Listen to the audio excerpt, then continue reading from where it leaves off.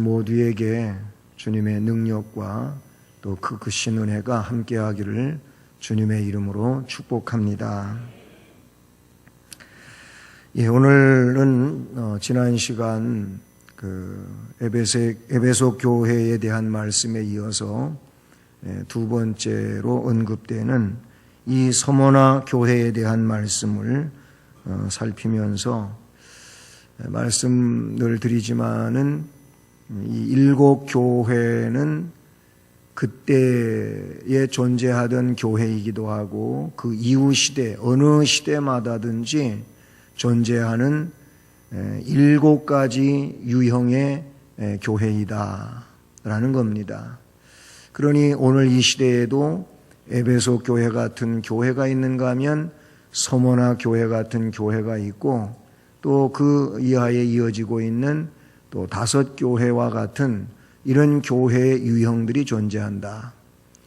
그것은 이렇게 교회라고 하는 공동체적 그런 그 그룹 단위에만 국한되는 것이 아니고 또 개개인적으로 우리 성도 개개인, 저도 거기 한 사람으로 포함되겠습니다마는 신앙의 일곱 가지 유형, 그러니까 에베소 교회와 같은 신앙의 형태의 삶을 살아가는 사람들이 있는가 하면 서머나 교회와 같은 그런 형태의 신앙인으로 세상을 사는 자들이 있다라는 겁니다.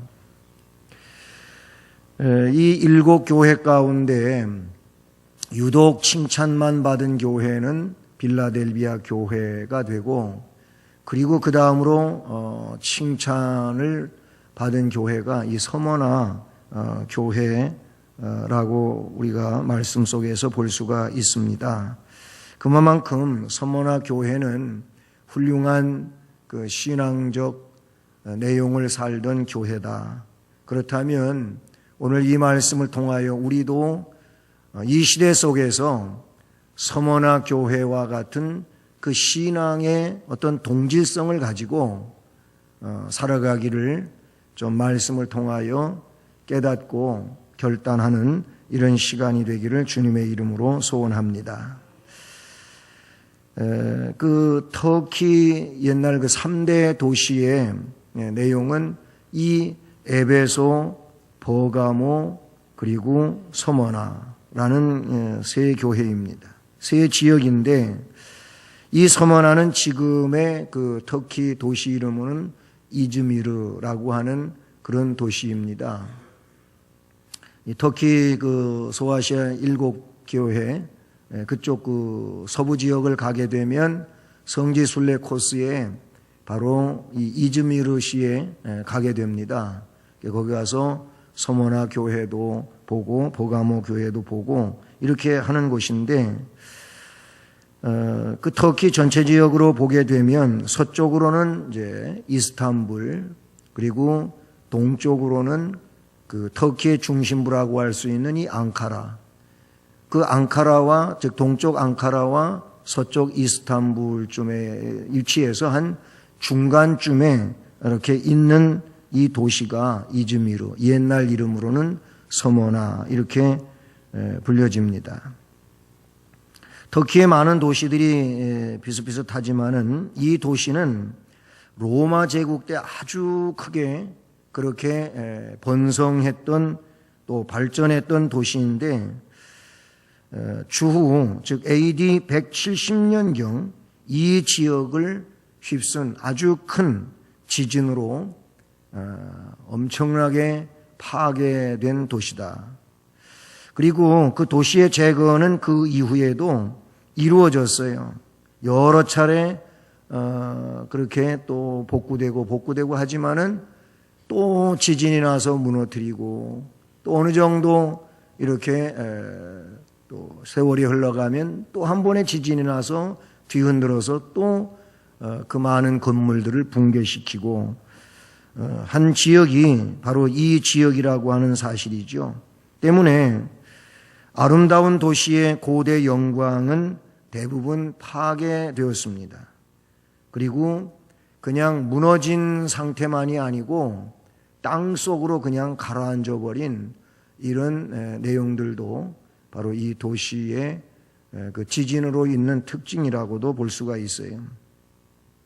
그리고 이 서머나는 황제 숭배의 중심지로 아주 많은 우상이 들끓던 곳이라고 봅니다.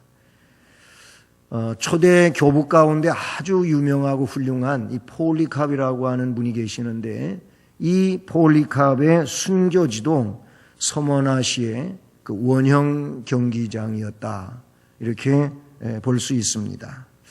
근데 오늘 이 말씀에 보게 되면 서머나 교회의 사자에게 말씀하시는 주님에 대하여 먼저 언급하고 있지요.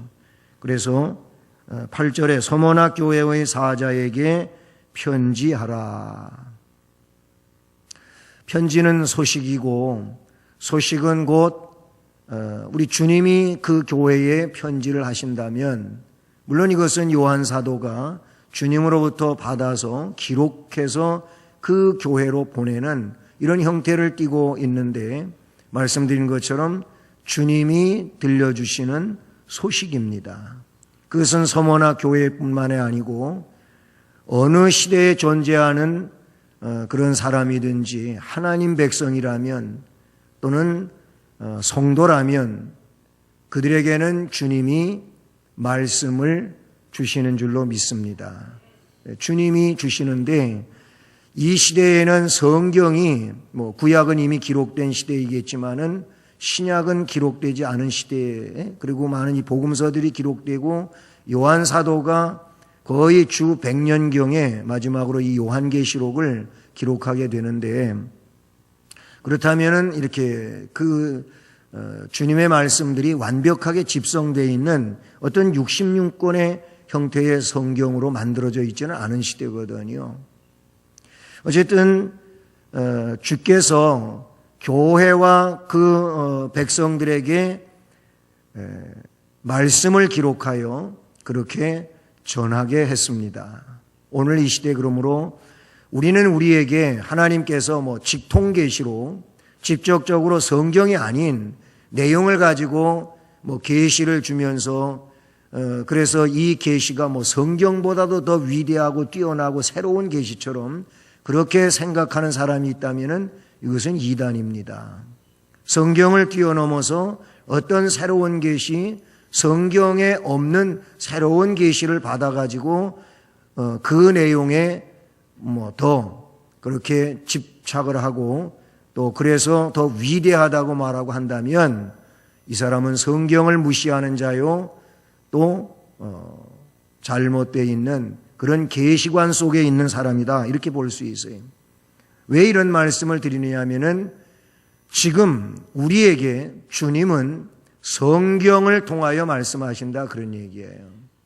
그래서 우리들이 성경을 읽고 성경의 말씀을 듣고 또 이 성경을 펼쳐놓고 그렇게 연구하고 묵상하는 이런 일들은 바로 주님의 나를 향한 지금 이 시대에 그 원하시는 말씀을 듣기를 원하는 이런 이유에서 우리는 주님의 말씀을 읽어야 합니다.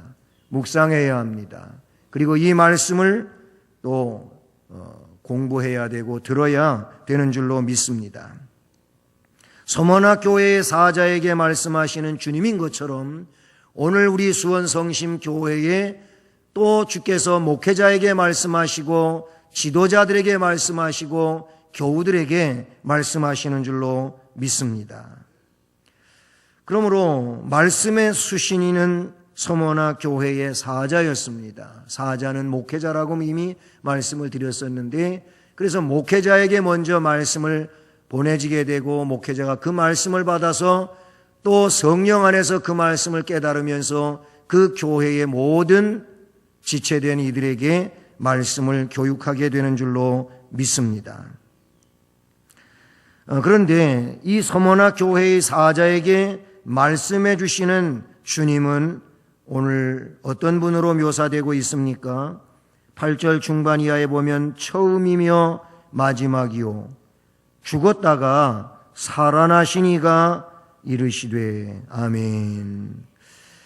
여기 처음이며 마지막이라고 하는 것은 1장에서 또 또 벌써 한 2번이나 이런 문장이 나왔었기 때문에 그때도 말씀을 드렸던 내용인데, 이 처음이며 마지막이라고 하는 이 말씀은 그 주님의 영원성에 대하여 말씀하신다는 거예요. 영원성이라고 하는 건 뭐냐면 영원 자존자에 대한 스스로 존재하시는 하나님의 그 내용에 대하여 말씀하고 있다는 사실이죠.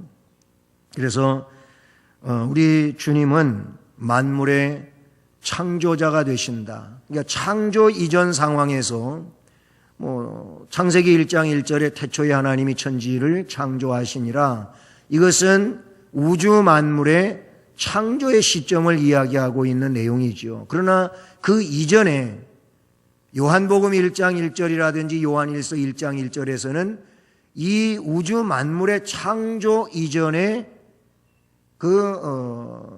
이 영원한 영계의 창조가 있음을 그렇게 말씀해 주고 있는 것을 우리가 볼 수 있죠.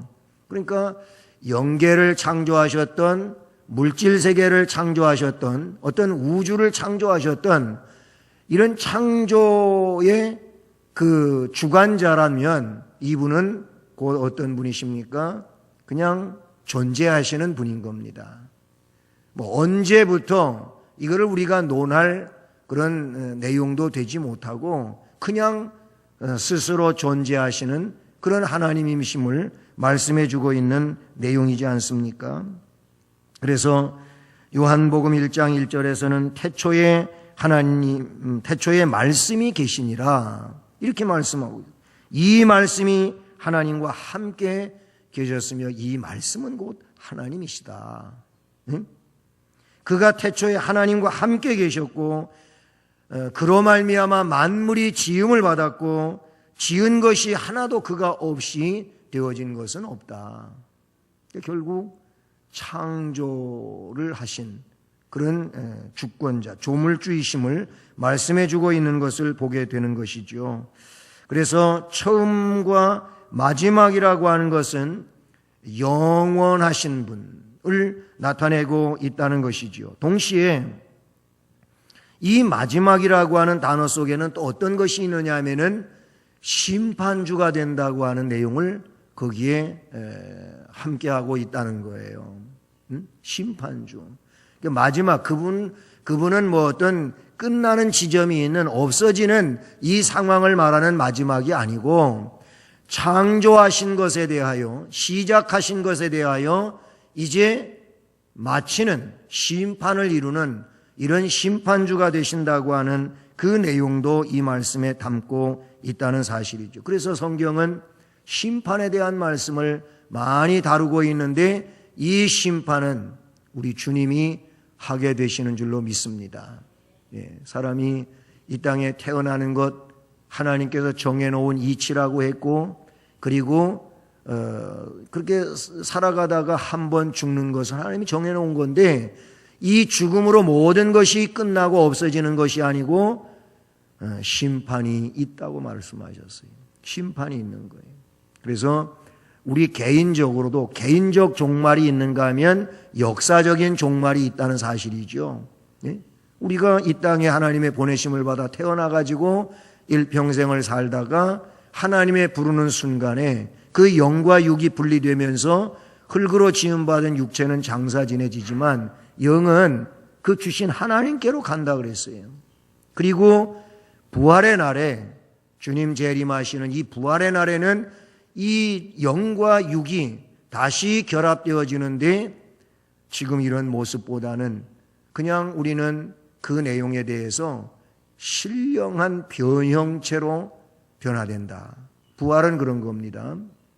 그렇게 해서 다시 이 영과 육이 만나서 하나님 앞에 나아가서, 그래서 예수를 믿었기에 영생의 영원한 부활로 가는 겁니다.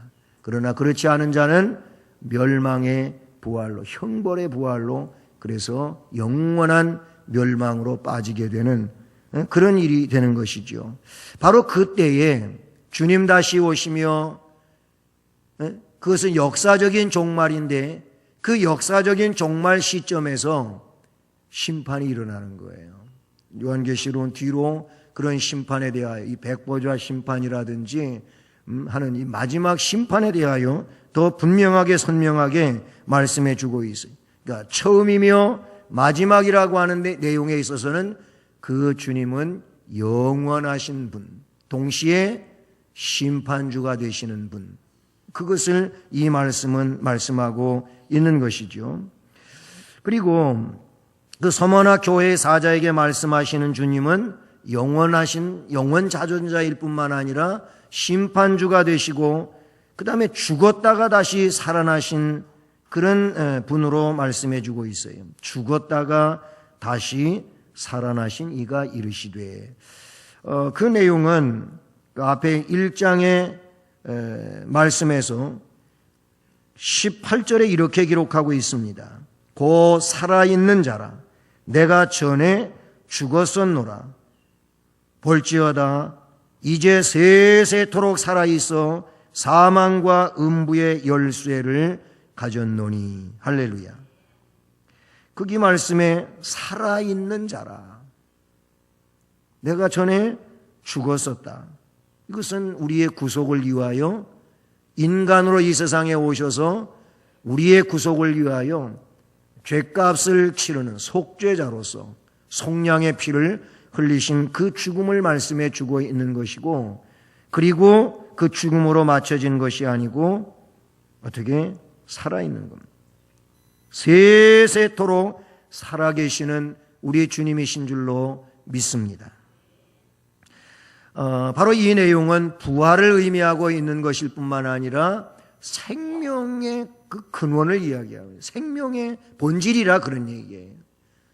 그래서 주님은 생명의 주님인 겁니다. 내가 곧 길이요 진리요 생명이다. 그렇기 때문에 나를 통하지 않고는 아버지께로 갈 자가 없다. 예수 그리스도를 통하여 우리가 이 영원한 생명을 부여받게 된 줄로 믿습니다. 그리고 고린도전서 15장의 이 부활장의 관계에서도 바로 이 생명에 관하여 너무나도 정확하게 분명하게 그렇게 말씀해 주고 있다는 사실이죠. 그렇습니다. 죽었다가 다시 살아나신 예수 그리스도, 생명의 주님, 그 주님이심을 우리에게 말씀해 주고 계시는 것이죠. 사망 권세는 사탄의 권세의 강력한 마지막 권세인데, 우리 주님은 그 사망 권세까지도 이기셨기 때문에, 그래서 사탄의 권세는 창세기에 기록된 내용과도 같이 그 뱀의 후손의 머리가 그냥 깨져버린 치명적인 이런 그 멸망이 된 내용을 말씀해 주고 있는 것이죠. 최고의 권세가 사망 권세인데, 그래서 사망 권세, 이 사탄의 어둠의 권세에서 두려운 것은 죽음이잖아요. 그래서 사람들이 죽음을 두려워하고 벌벌 떨기도 하잖아요. 그러나 성경을 보면 하나님을 섬기며 예수를 구세주로 믿는 자들은 죽음에 대하여 그렇게 벌벌 떨면서 하지 않고, 바울 사도 같은 경우에도 보면은 내가 차라리 빨리 죽어서 하나님 앞에 갔으면 좋겠다, 이런 말을 하고 있는 이유는 뭐냐면 그 죽음이 그렇게 무섭거나 두렵거나 하는 그런 것이 아니라는 것이죠. 그래서 순교 상황 속에서 그 순교 현장에서도 그들은 당당했었다는 사실입니다. 할렐루야. 이게 바로 하나님을 섬기는 자들의 그 본질이란 말이죠. 예수 그리스도를 구세주로 믿는 이들의 그 영생의 소망이고 실제적 생명의 역사가 되는 줄로 믿습니다. 다시 살아나심은 영원의 이 영생의 삶을 우리에게 주시기 위함이라고 분명하게 성경 속에서 말씀해 주고 계시지 않습니까? 서머나 교회의 사자에게 말씀하시는 주님, 이 주님은 두 번째 내용으로 보면 이 서머나 교회를 아시는 주님, 앞에 그 에베소 교회에 대하여도 주님은 안다 그러셨어요. 이를테면 에베소 3장 1절 중반 이하에 보면 2장 2절 보면 내가 네 행위와 수고와 네 인내를 안다. 행위도 알고 수고도 알고 인내도 알고 악한 자들을 용납지 아니한 것도 알고 자칭 사도라고 하는 이런 자들을, 이 거짓된 자들을 드러낸 것도 알고 참고 내 이름을 위하여 견디고 게으르지 아니한 것도 아신다고 에베소 교회의 그들의 신앙적 내용을 알고 계신다. 이렇게 말씀하고 있습니다. 근데 오늘 이 서머나 교회에 대해서도 9절 말씀을 보면 내가 네 환난을 안다. 궁핍을 안다. 그랬어요. 예? 환난을 아시는 주님이심을 기억하실 수 있기를 바랍니다. 이 시대의 모든 성도들은 환난을 통과하고 있는 그런 사람들임을 우리는 부인할 수 없는 겁니다. 삶을 살아간다고 하는 그 자체가 신앙적, 이 경건한 순결한 신앙적 의미에서 보게 되면은 환난을 뚫고 가는 겁니다. 네? 뭐 경중의 차이는 있을 거예요. 더 큰 환난을, 그렇지 않은 또 환난을 이렇게 맞이하면서 나아가는 것이 지금 이 시대의 믿음의 백성들이라고 볼 수가 있어요. 너나 할 것 없이 그렇다는 얘기입니다. 그런데 사람들은 이 환난 때문에 많이들 힘들어하고 또 심하면 쓰러지기도 하고 주저앉기도 하고 하는 이런 일들이 없지 않아 있다는 거예요. 그러므로 오늘 이런 말씀을 우리가 또 기억하면서 이 말씀을 함께 들으면서 우리도 어떻게 해요? 이들이 환난을 이기면서 승리했던 것처럼 우리도 이 시대 속에서 겪는 이 영적인 환난들을 이겨내는 이런 믿음의 소유자가 되기를 주님의 이름으로 축복합니다. 환난이라고 하는 것은 외부적으로부터 오는 심각한 고통인데 그것은 바로 신앙을 지키기 위해서 겪는 외부적으로부터 오는 고통들인 것이죠. 이 시대에는 순교를 각오하지 않으면 예수를 믿기 어려운 시대였어요. 이 서머나 교회, 요한계시록이 기록되며 요한 사도가 patmos섬에서 계시를 받아서 이렇게 말씀을 기록하여 7교회에 보내는 이때, 그때에는 순교자로서 살아갈 수밖에 없는 그런 시대였어요. 그래서 서머나 교회는 순교를 당해야 되는 핍박과 환난의 바람이 몰아치고 있었습니다.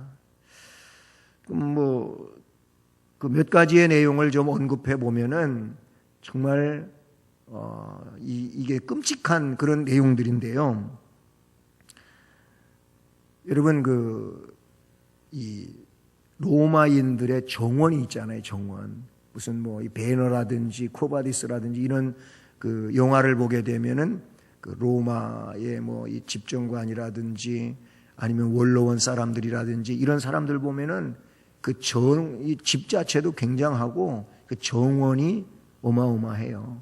그래서 정원에 밤이 되면 불을 밝히잖아요. 이 불을 밝히는 게 이게 보통 기름을 이용하는 이런 것이었어요. 그런데 이 로마인들이 정원에 불을 밝히기 위해서 이 기독교인을 붙잡아다가 이 사람을 역청 있잖아요. 역청이 뭡니까? 역청이 아스팔트 원료예요. 쉽게 말하면은. 그러니까 이게 기름이거든요. 거기다 갖다 이 사람을 굴려버리는 거예요. 그러니까 역청이 이제 온몸에 이렇게 묻을 거 아닙니까? 그러면 이 역청 두루마리가 돼가지고 거기다 갖다가 사람한테도 불을 붙인다는 거예요. 그래갖고 정원을 밝혔다는 겁니다. 이거 엄청 끔찍한 일이에요. 그렇게 해서 사람을 태워 죽인다 그런 얘기예요. 그런만 그 로마 황제가 굉장히 이게 즐겨 사용하던 아주 잔악한 행위 가운데 하나라는 겁니다. 그런가 하면 신자에게 기독교 신자에게다가 이 짐승의 가죽을 입히는 거, 양 가죽을 입힌다든지 뭐 이렇게 짐승 가죽을 입혀놓으면 결국 사람이 껍데기는 뭐예요? 그냥 양이 되는 거예요. 그러면 이런 가죽을 입혀가지고 그냥 내놓으면 이 무서운 사냥개들을 풀어나가지고 가서 막 그냥 물어가지고 막 찢어 죽이게 만드는 이런 일을 했다는 것이죠. 여러 가지 고문 형태들이 있는데 끓는 쇳물을 갖다가 살아있는 사람에게 붓는가 하면 막 시뻘겋게 그냥 완전히 빨간색이죠. 그렇게 달아버린, 불 속에서 그렇게 달아버린 놋접시를 갖다가 집게로 집어가지고 사람 살에 갖다가 막 대버리거나, 참 지독한 일이지만은 살아있는 사람의 눈을 그냥 빼버린다는 이런 일들을 하는 거예요. 이거는 일제시대에도 이 비슷한 일들은 있었던 거잖아요. 그런 일로 기독교 신자를 갖다가 감옥에 가다 놓고 끌어내다가 막 고문을 하고 예수 믿지 않으면 자유롭게 놓아질 테니까 그렇게 하겠다고 십자가 앞에서 십자가를 밟고 맹세하라든지 막 이런 일을 일제시대에도 우리나라도 겪은 그런 일인 거예요. 손톱 밑에다가 막 이 대나무 뾰족하게 그 이쑤시개 같이 깎아가지고 거기다 그냥 막 이렇게 찔러놓고 하는 이런 일들. 이게 그들이 겪는 환난이었어요. 자, 여러분, 오늘 우리는요 예수를 너무나도 편안한 시대에 믿고 있어요. 여러분, 그런 고문은 아주 옛날 얘기 같은 것이고 정말 그랬을까 이런 사람도 있어요. 정말 그랬어요. 이게 기독교의 산 증인들이고 그 역사들이라 그런 얘기죠. 뭐 공산권은 얼마나 또 예수 믿는 사람들을 핍박했습니까? 예? 사람 죽이는 일을 뭐 벌레 죽이는 일처럼 했던 거예요. 그러면서도 예수를 믿은 거예요.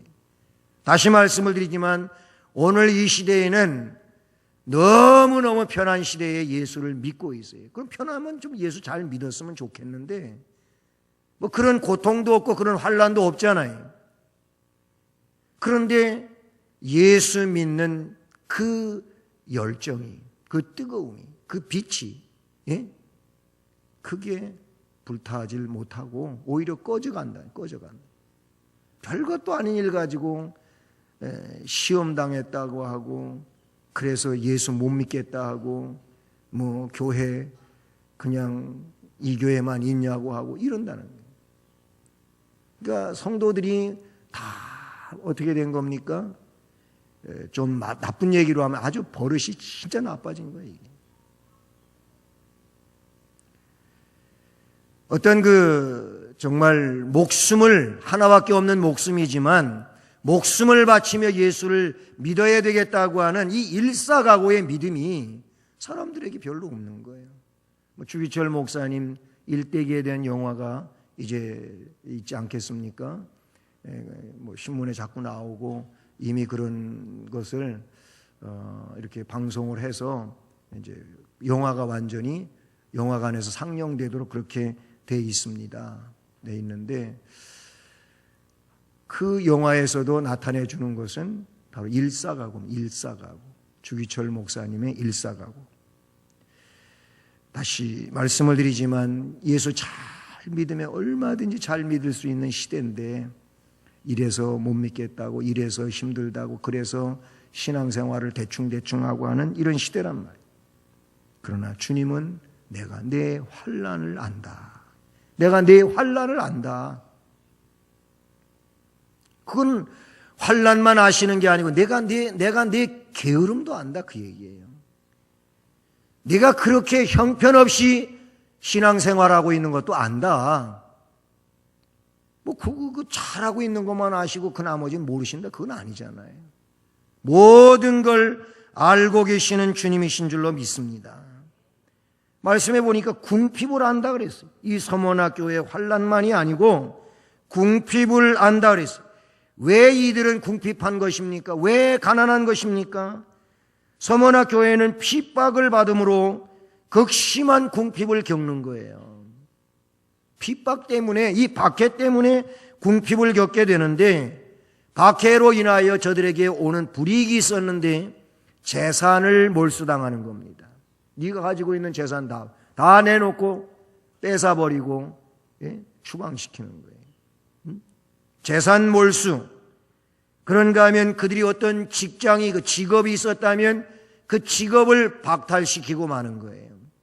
이 삶의 근거지가 되는 그것을 빼앗아 버리고 마는 이런 일이 있었다는 사실이죠. 그러다가 보니까 이들은 가지고 있었던 재산도 뺏기고 그냥 하루아침에 예수님 때문에 가난하게 되는 거죠. 하루아침에 그렇게 되는 사람이 많아요. 실제적으로 로마에서 추방당한 브리스길라와 아굴라 얘기가 나오잖아요. 그래서 고린도 지방에서 바울이 만나게 되지 않습니까? 그래갖고 고린도 지방에 와서 이 천막을 만들고 하는 일이 그들의 업이었어요. 바울도 그 기술을 배웠었잖아요. 그래서 같은 공감대를 맺게 되고, 그래서 바울이 그들과 함께 일을 하면서 복음을 전할 때 이 브리스길라와 아굴라가 조력자가 돼서 도와주는 이 내용을 성경에서 말씀해주고 있다는 사실이죠. 극심한 궁핍, 박해로 인하여 그런 처지가 돼버리고 말았다, 그런 얘기예요. 주님이 이들을 향하여 하시는 말씀을 볼까요? 네 환난과 궁핍을 아는데 실상은 내가 부요한 자다 그랬어요. 여기서 주님이 말하고 있는 부자, 너 실질적으로 너 부자다. 어디 재산 갖다가 빼돌리고 숨겨놔가지고 몰수당할 때 몰수당하지 않고, 그래서 어디 숨겨놓은 것 때문에 넌 부자다. 그래도 너 부자 아니냐? 이런 얘기 아니란 말입니다. 이건. 이 내용은 이 서머나 교회가 영적으로 부유하다는 거예요. 육적으로 내가 가난한지 모르겠지만은, 네가 가난하게 됐지만은 너는 영적으로 심히 부유한 자다. 왜냐하면 물질을 뺏겨도, 직업을 박탈당해도 그래도 주님 때문에 그거를 감수하면서, 그리고 신앙에 그 힘들지만 그 길을 가고 있다면, 이런 사람이 영적으로 부자가 아니면 누가 부자겠습니까? 네? 주님을 위하여 모든 것을 뺏기고도 그래도 주님을 부인하지 아니하고 주님을 따라가는 이런 신앙인이라면 이 사람이 영적으로 부유한 사람이 아니면 누가 부유하단 말이에요. 네? 그거를 주님은 말씀하고, 넌 정말 부유한 자다. 넌 영적으로 제일 부자다. 할렐루야. 주님을 위해서 물질을 다 뺏기고 잊어버리자 그런 얘기보다도, 여러분 이 시대 속에서 물질적 부유 이전에 영적 부요자가 되기를 주님의 이름으로 축복합니다. 이것이 소망이고 이것이 은혜가 될 것이고 이것이 영적인 영원한 가치가 될 줄로 믿습니다. 그러니까 모든 박해를 받으면서도 신앙을 지켰다면 이것은 영적으로 부유한 내용이 아닐 수가 없다는 사실입니다. 히브리서 10장 34절 말씀에 너희가 갇힌 자를 동정하고 너희 산업을 빼앗기는 것도 기쁘게 당한 것은 더 낫고 영구한 산업이 있는 줄 알미라. 아멘.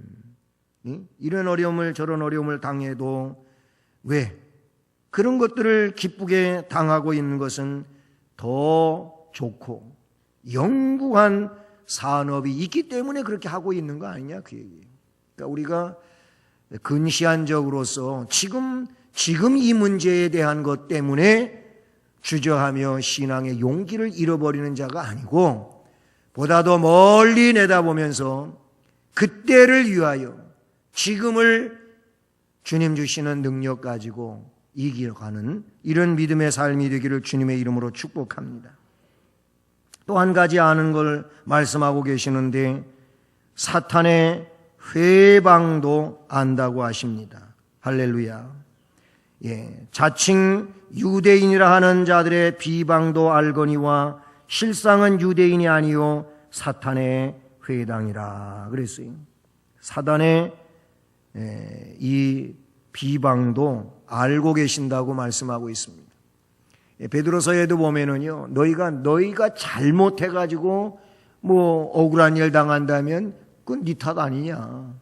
네가 만들어 놓은 일이니까 그렇게 안 좋은 소리도 들을 수 있고 하는 거겠지만은 애매하게 고난을 받고 있다면 내가 뭐 그렇게 잘 못해서가 아니고 내가 주님 때문에 주의 이름 때문에 그렇게 애매하게 고난을 받고 있다면은 그것 때문에 슬퍼하지도 말고 낙심하지도 말라. 왜냐하면 주님을 위해서 애매히 당한 고난에 대해서는 주께서 갚아주신다고 말씀하셨으니까 여러분 그렇게 믿음 생활하면서 지금 애매하게 고난받고 있으시다면 어려움 겪고 있으시다면 낙심하지 마십시오.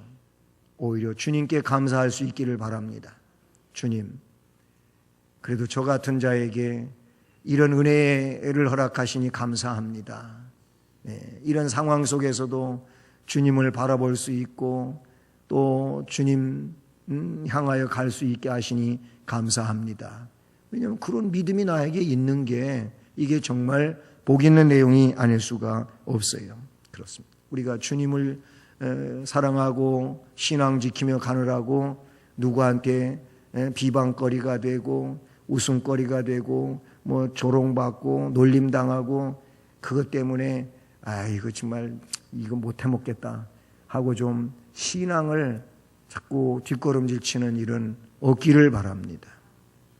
이 시대의 사람들은 그 일을 온전히 감당했다는 겁니다. 오늘 우리는 얼마든지 이겨낼 수 있는 줄로 믿습니다. 그러니 우리는 매일같이 이런 모든 환난의 내용들을 이길 수 있도록 주여 도와주시옵소서. 감당할 수 있게 주시옵소서. 주님 주신 능력 가지고 해보겠습니다. 이런 믿음이 될 수 있기를 주님의 이름으로 축복합니다. 그래서 이 서머나 교회를 아시는 주님께서 이제 지금 끝인 것이 아니기 때문에 이제 이후의 내용도 있기 때문에 그 교회에 권고하시는 주님을 우리가 이 말씀에서 보게 됩니다. 서머나 교회에 임한 우리 주님의 권고가 뭡니까? 10절 말씀에 기록이 되고 있지 않습니까? 10절 11절인데요. 너는 장차 받을 고난을 두려워하지 말라 그랬어요. 첫 번째 권고는 지금까지도 겪은 것도 힘들고 어려운데 그런데 장차 받을 고난을 두려워하지 말라. 앞으로 있는 것이 지나간 것보다 더 크다고 하는 얘기도 되는 거예요. 환난이 극심한 이 세상에서 그때 그들도 살아가고 있었어요. 오늘 우리도 나름대로 환난의 세상 속에서 살고 있습니다. 그러나 어떤 환난이든지 환난은 끝이 있게 마련인 줄로 믿습니다. 본문 말씀에서는 그 환난의 기간을 10일로 이야기하고 있어요. 볼지어다 마귀가 장차 너희 가운데서 몇 사람을 옥에 던져 시험을 받게 하리니 너희가 10일 동안 환난을 받으리라 그랬어요. 그런데 장차 받을 고난, 이 환난을 두려워하지 말라. 오늘 우리에게도 말씀하고 계시는 줄로 믿습니다. 아이고, 내 지금까지 살아온 것만도 억지로 버티고 왔는데 또 그거보다 더 큰 환난이 나한테 온다고요? 큰일 났다. 큰일 났다. 그게 안 왔으면 좋겠습니다. 그럴 수도 있겠지만은 여러분, 우리의 삶 가운데는 환난이 옵니다. 또 옵니다.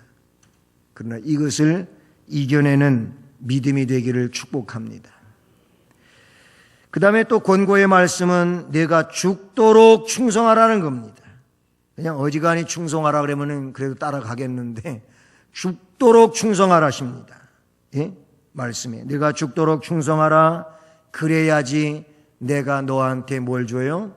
생명의 관을 준답니다. 생명의 관.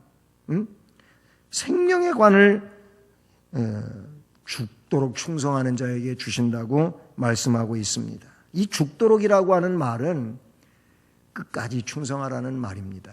끝까지 충성하라.